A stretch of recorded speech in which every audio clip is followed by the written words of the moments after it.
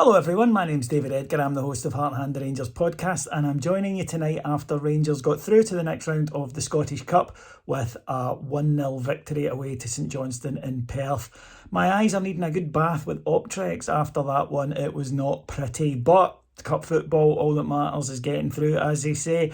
I think we're all a little bit concerned about the performances. We're happy with the results at the moment, but the side isn't playing well. I don't think anyone is kidded by that, but they keep winning, and I'll certainly take that. 3 changes to the side that played against Kilmarnock in midweek, which meant the returns of Alan McGregor, Ryan Jack and Malik Tillman, and I don't think anyone would have been surprised by any of those. I expected Rangers to start quite quickly. St Johnstone have, they've had 5 defeats on the spin before tonight. They were trying a new system to try and solve their defensive worries. I thought it was on for Rangers to go and be attacking, but unfortunately, no. It was so slow. It was so pedestrian. Rangers had no urgency, no intensity, and really didn't create much bar a volley for Fashion Sakala in the opening half an hour. And in fact, just as the game looked set to drift to half-time, with very little happening, a very attritional game of football, Rangers took the lead because we had a moment of quality. Fashion Sakala plays it to Malik Tillman. He plays a gorgeous backheel ball that sets Sakala away. He goes in on goal, drives a shot. I think the keeper gets a touch on it to divert it onto the post. It comes out at high speed to Borna Barisic, who first time lashes it into the top corner. Stunning strike, 1-0.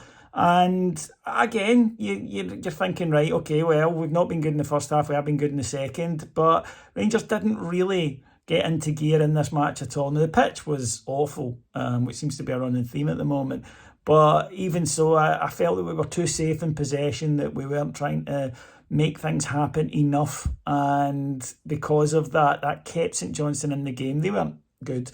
Davis and Goldson played very well and gave nothing away. But I don't think that we created enough. Substitute Scott Wrights forced a great save from the goalkeeper. That came after a corner kick Connor Goldson's headed that was brilliantly saved as well. Alfie's had one cleared off the line, but none of them were sitters. None of them were clear-cut chances. We did enough to get by, and we've been doing that successfully. And look, after a prolonged period of not doing enough to get by, then we'll all take it. But I think we all know that deep down we've got to improve a little bit, that we haven't shown enough over the last few months. Michael Beale knows it. It was a big month though for Rangers. You know, we had all these games, we had tough away league matches, we had the League Cup semi, we had this, and we've passed every test, and that's brilliant. But now we need to start to get in these new names that are being linked. We know Cantwell, Raskin, Whittaker are all being strongly linked. They need to come in, get some of the returning players back from injury. The team looks very stale and it looks tired. Now, maybe that was tonight because of 3 games in 6 days, but it's looked like this for a wee while, and it desperately needs an impetus. It desperately needs something that's going to drive it on. But all of that said, nobody's, as I say, cartwheeling about the performance. Michael Beale has had a lot of challenges since he came into pass, and he's ticked off every one. That's a good sign for me.